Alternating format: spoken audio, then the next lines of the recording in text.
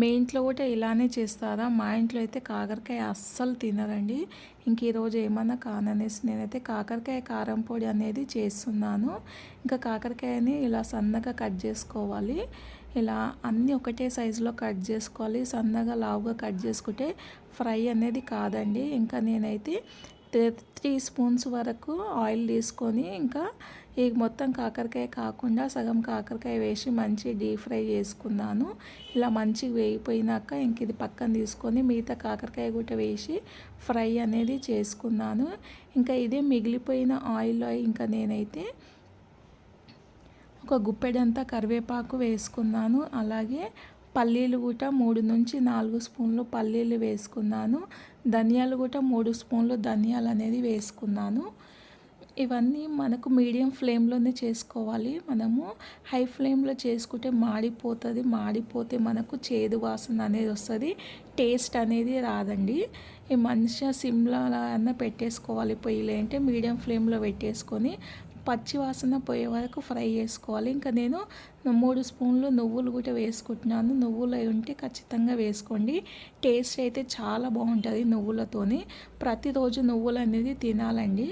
ఇంకా నువ్వులు కూడా వేసుకున్నాక ఇంకా నేను 3 స్పూన్లు మినప్పప్పు వేసుకుంటున్నాను, 3 స్పూన్లు శనగపప్పు వేసుకుంటున్నాను. నేనైతే చేయితోనే వేసుకుంటున్నాను, నాకు మెజర్మెంట్స్ తెలుసు కాబట్టి.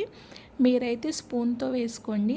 ఇంకా 2 స్పూన్లు జీలకర్ర, 1 స్పూను ఆవాలు కూడా వేసేసుకొని ఇవన్నీ పచ్చి వాసన పోయే వరకు ఫ్రై అయితే వేసుకోండి. నేనైతే ఈరోజు కాకరకాయ కారం పొడి చేశాను. మా వాళ్ళందరికీ పెట్టానండి. చాలా ఇష్టంగా తిన్నారు. తిన్న తర్వాత ఇది ఏంటిది అని చెప్తే అప్పుడు చెప్పాను కాకరకాయ కారం పొడి అనేసి. ఇంకా కాకరకాయ అస్సలు తినరు కదా, అందుకే ఇలా కారం పొడి వేస్తే చాలా చక్కగా తిన్నారు. పెద్ద నిమ్మకాయ సైజ్ అంతా చింతపండు కూడా తీసుకోవాలి. ఎందుకంటే పుల్ల పుల్లగా కారం కారంగా టేస్ట్ అనేది చాలా బాగుంటుంది. ఇదంతా ఫ్రై అయిపోయినాక పక్కన పెట్టేసుకోవాలి, చల్లారనివ్వాలి. చూడండి కాకరకాయ అనేది మంచిగా చల్లారి అయింది కదా, చల్లారినాక ఇలా గట్టిగా అనేది అయిపోతుంది అన్నమాట. ఇగో గట్టిగా అయిపోయింది కదా. ఇంకా మనం ఆల్రెడీ ఇప్పుడు ఇదంతా ఏం చేసుకోవాలి, మిక్స్ అనేది పట్టేసుకోవాలి.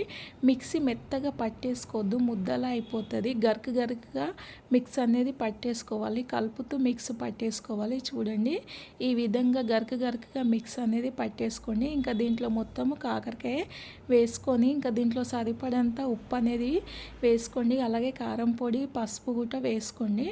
ఇంకా నేనైతే ఇది కారం పొడితో చేస్తున్నాను. ఎప్పుడు ఎండుమిర్చితో పౌడర్స్ చేస్తాను, కారం పొడి చేస్తాను కాబట్టి ఈరోజు కారం పౌడర్తో వేసాను. మీరు కారం పొడి ఉంటే కారం పొడి వేసుకోండి, లేదంటే ఎండుమిర్చి ఉంటే ఎండుమిర్చి కూడా ఆయిల్లో ఫ్రై చేసి వేసుకోండి అన్నమాట. ఇంకా ఇది మొత్తం ఇలా మిక్సీ పట్టేసుకున్నాక ఈ విధంగా అయితే వచ్చిందనమాట. అయితే మనం మెత్తగా పట్టేసుకోవద్దు అనమాట. గరుకుగా పట్టేసుకుంటే మనకు పౌడర్ అనేది చక్కగా ఉంటుంది, చాలా బాగుంటుంది. ఇది వేడి అన్నంలో నెయ్యి వేసుకొని తినొచ్చు. ఇడ్లీ, వడ, దోశ, పూరీలో కూడా తీసుకోవచ్చు అన్నమాట.